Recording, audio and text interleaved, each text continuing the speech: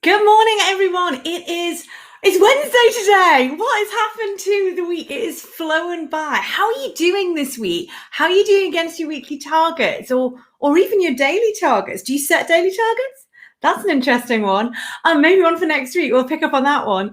It's great to see you if you are joining me here live today. And I would love if you would say hello, because that's how I know you're here. So if you would like to drop a comment in the box and say hello, that would be amazing. So here we are. It's 9 o'clock. We are back with the morning sales step up. And today we are talking all about sales and fails. That's right. What's not to like? It's super exciting. What has gone really well this year for some businesses, and what possibly have we seen that isn't such great practice? So I'm going to be sharing some insights that I've got about that. I'm fortunate enough to have been able to work with lots of different businesses across this year. So for that reason, I might have a few insights that might be interesting to you and maybe helpful to your own sales approach. If you don't know me, my name is Victoria Fleming. I'm a sales trainer and consultant.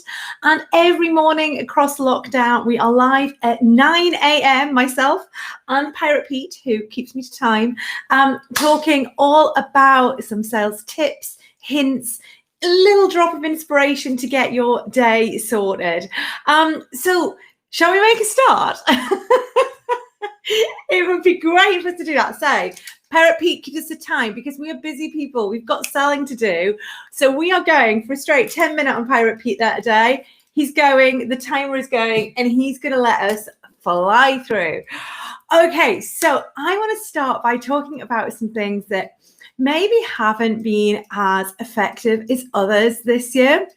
I think that one of the first things that we need to acknowledge is that actually there has been some really difficult shifts that we've all needed to make, and therefore people have changed their business approach, which is fantastic.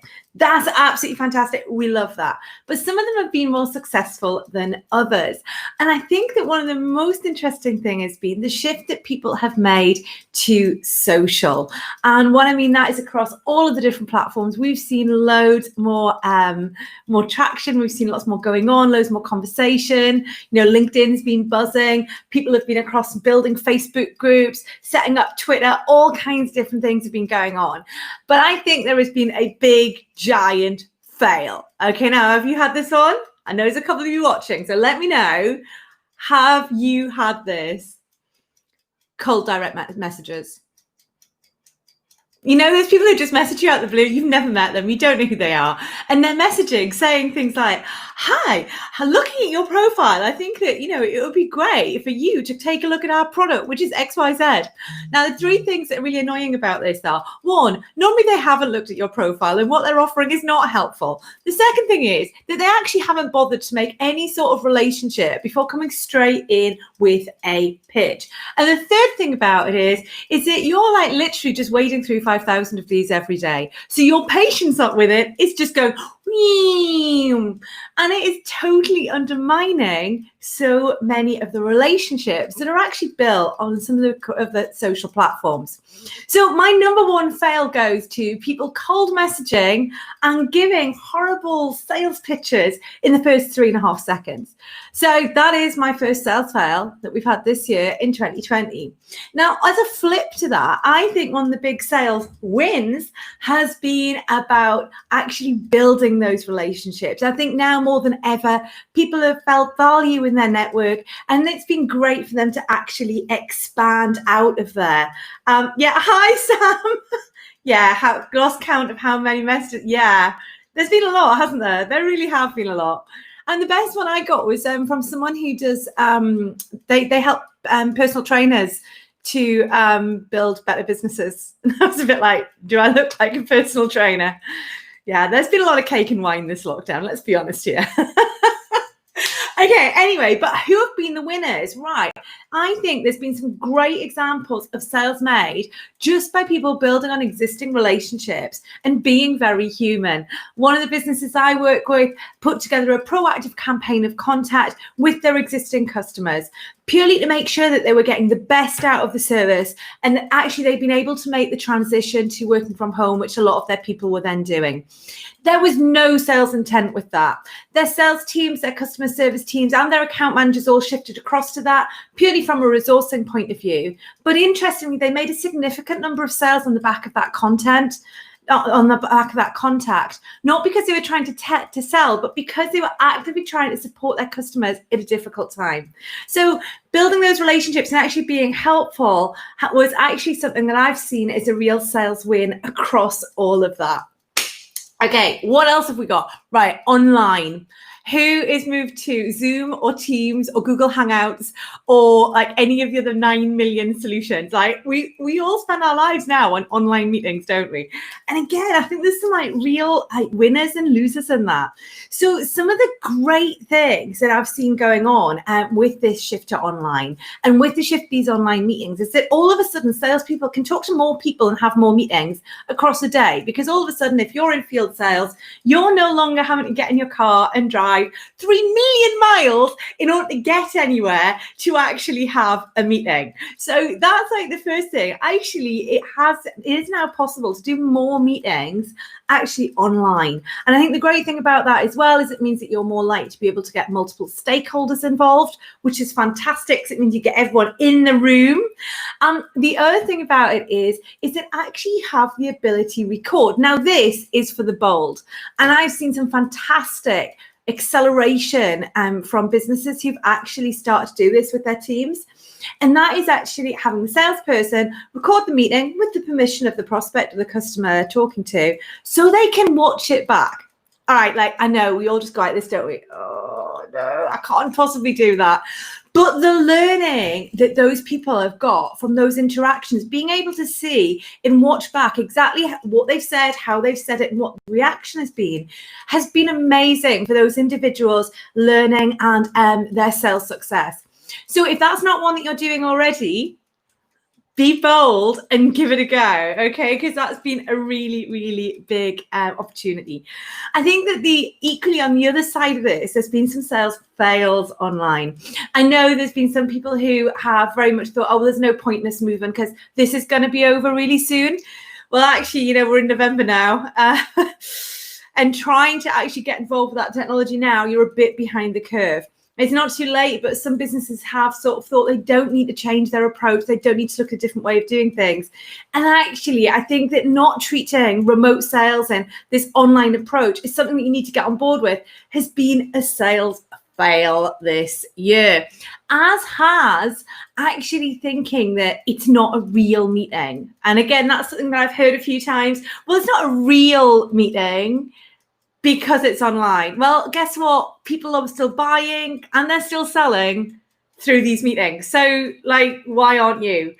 And the very fact that you're not treating it like a sales meeting is probably why you're not selling.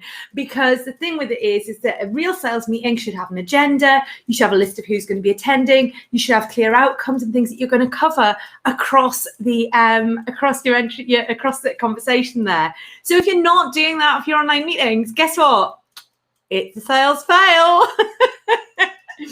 All right, now here's another bit of my least favorite stuff that's been going on. And this has been happening on email. It's been happening in phone conversations. It's been happening face to face. It's been happening like every time people have a conversation. And I just want to cry in a corner really because it's so awful. And that is people talking about things like very difficult times, very uncertain. And in fact, how many emails have you got that start in these difficult times, or in these, uncertain times, or in this time of uncertainty? Right, guess what? You're really not setting people up to buy like that. Like, you're really not. Okay, Parrot Pete thinks we're done here. Okay, we've got 1 minute left. I'll stretch it. Really thinking about the language that we're using there. Some of that language is like super negative. We've got, if you're telling someone that the time is really uncertain, and then they're immediately thinking, oh, well, it's now the time to invest. If it's really difficult right now, well, I thought things were going okay for me, but maybe I should just take a breath on that one. So actually, some of the language that people have used has been really difficult. And I think that's definitely been a sales fail. Whereas I think there have been some sales wins on this one. A couple of examples are, firstly, some of the big businesses have been sending emails from their directors or from their CEOs. People like Sainsbury's, a lot of supermarkets across this sent really meaningful messages to their customers. Now, I'll be really honest, I don't read their marketing emails. I'm a bit of a delete girl. I read all of those. And actually, those emails felt like quite important. They felt like quite important to read, to make sure that we knew what was going on, so on and so forth. And some of that was purely because of how they'd sent them and who they'd sent it from. The very fact it was from their director or from their MD, rather than just another generic message from their marketing team. So really think, if you're not already, stop telling people about the difficult and uncertain times. Guess what? We know. So you can just get right into it. By all means, ask people how they're managing working from home, or how things are going with them in their business, but don't necessarily dwell on the negative. So that's it for me from today. That has been some of my sales and fails that I've seen so far this year. I'd love to know what some of yours has been. If you have joined me, I know not everyone has said hello, but I do appreciate you coming along today. Two other things that you need to know about. The first thing is that tomorrow I am going to be talking all about comparison selling and tomato sauce. Yeah, I know you're going to want to come just to the tomato sauce. So join me back here at 9 o'clock. Make sure you follow me to get a notification when I go live. And I have some exciting news about Friday. On Friday, we're going to do something a little bit different. We are going to be having a special guest who's going to be joining us. And actually, this is one of my great friends, Jeff Nicholson, who created the Success IQ mindset. And I'm really excited that he's going to be coming along, and he's going to be sharing 3 things. And I think this is really important. 3 things that you can take away from that session and do immediately to amp up your success mindset. And of course, we know how important that is in sales. So make sure you definitely join me on Friday, because that's going to be a really, really special one. Until then, thanks so much. Have a fantastic day. Keep selling. And I look forward to seeing you again at 9 o'clock tomorrow morning.